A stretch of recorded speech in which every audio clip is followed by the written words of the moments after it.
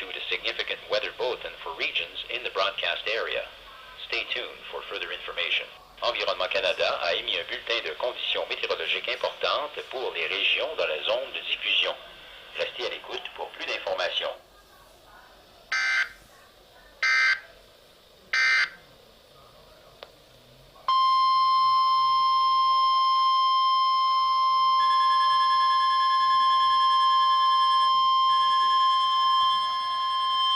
Environment Canada has updated a severe thunderstorm warning for southern Ontario and the National Capital Region at 8:02 p.m. Eastern Daylight Time, Wednesday, August 7th, 2013. A severe thunderstorm warning is issued for Uxbridge, Beaverton, Northern Durham region.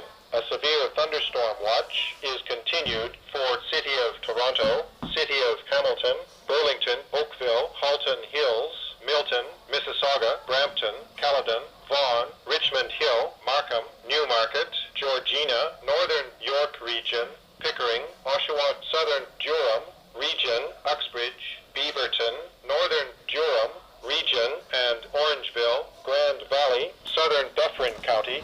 Environment Canada has issued squall watch for Western Lake Ontario at 6:16 p.m. Eastern Daylight Time, Wednesday, August 7th, 2013. Environment Canada continues squall watch for Lake Simcoe at 6:48 p.m. Eastern Daylight Time, Wednesday, August 7th, 2013. Environnement Canada a mis à jour une alerte d'orage violent pour sud de l'Ontario et la région du Capitale-Nationale à 20h02, heure avancée de l'Est, le mercredi 7 août 2013. Une alerte d'orage violent est émise pour Uxbridge, Beaverton, région de Durham, Nord.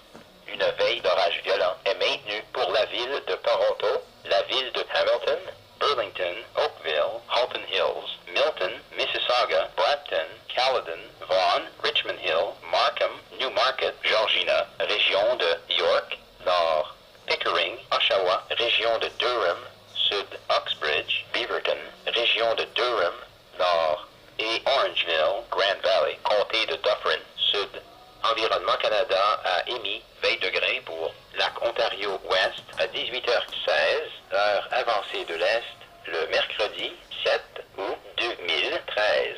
Environnement Canada a maintenu veille de grain pour Lac Simcoe à 18h48, heure avancée de l'Est, le mercredi 7 août 2013. The Environment Canada forecast issued